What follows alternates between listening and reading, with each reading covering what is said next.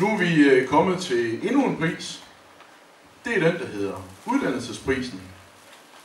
Og Uddannelsesprisen den overrækkes hvert år her på repræsentantskabsmødet. Uddannelsesprisen går til den FCM samarbejdsklub, som har gjort noget specielt inden for uddannelse i løbet af sæsonen. Og her vægter man både uddannelse af trænere, som man kan få via FCM's klubkurser, stor trænerdag, pigetrænerkursus, FCM Trænerakademi, FCM Trænernetværk, målmandstrænerkurser, C-licenskurser som FCM, eller via FCM, som vi udbyder i samarbejde med DBU, og andre sportkurser. Men det kan også være uddannelse af sine spillere, hvor blandt andet brugen af FCM Fodboldskole, FCM Miniakademi, samt FCM Teknikmærke og principperne omkring træning i vores FCM Teknikmærke-træningsbog, de vægtes højt. Vi vil med andre ord gerne belønne dem, der er dygtige til at uddanne sine medlemmer. Det er vigtigt, at vi i fællesskab hjælper med at gøre vores trænere og ledere endnu dygtigere, sådan at vi kan få nogle dygtigere fodboldspillere. Men det handler ikke kun om at få nogle bedre fodboldspillere, det handler også om at kunne fastholde børnene ude i klubberne. Og der er det altså bare afgørende, at vi har nogle dygtige trænere, som kan være med til at motivere børnene. Uddannelsesprisen, den hylder den gode indsats, som så forhåbentlig kan være med til at motivere andre. Gode indsatser på uddannelsesfronten har der også været i det forgangne år.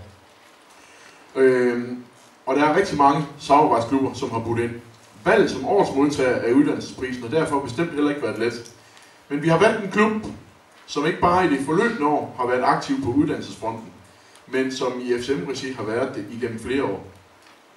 Klubben arrangerer stort set hvert år selv et FCM-klubkursus, sender hvert år sine træner afsted på stor trænerdag, pigetrænerkursus, FCM Trænerakademi, og i år så har man også velvilligt stillet sine faciliteter til rådighed for de C-licenskurser, som vi udbyder i samarbejde med DBU. Det er en engageret klub, som også år efter år sørger for at sende sine spillere på FCM Fodboldskole, og som i år også har bidraget stort omkring FCM Miniakademi, både når det kommer til at stille træner til rådighed, og når det gælder om at lade sine spillere deltage og dermed dygtiggøre sig. FCM og fodboldudvalget er ikke de eneste, der har øjnene åbne for, at det er en klub, som gerne vil dygtiggøre sine trænere, spillere og ledere. For klubben er også tidligere blevet hædret for det samme af DBU. I det hele taget så finder fodboldudvalget, at det er en klub, der har noget at byde ind med, og det er en klub, der til stadighed søger, inspiration til at få endnu mere at byde ind med over for sine medlemmer, gør, at valget af årets modtager af uddannelsesprisen er faldet på Sunds IF.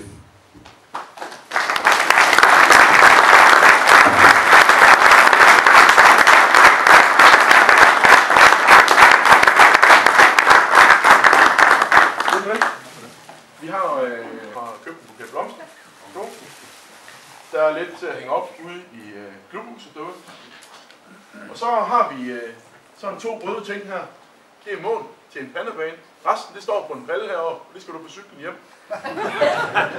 Ja. Hvis ikke lige du synes, du kan have det hjem, så har vi aftalt med Sønderjysk Skole, at man kan hente det her i løbet af den kommende uge.